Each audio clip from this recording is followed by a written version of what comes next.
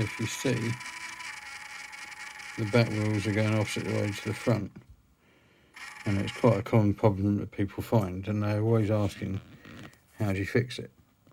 And the answer is to simply flip the axle over. So it was that way, and now we're going to put it back on this way.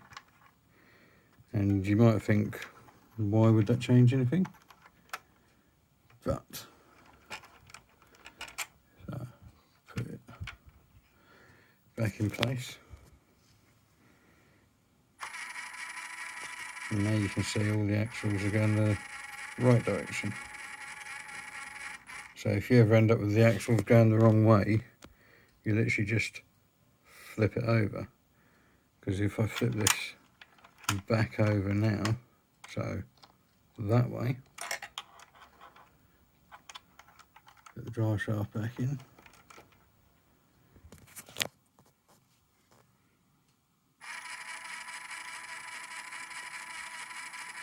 so the axle's going the wrong way. So again, literally flip it over,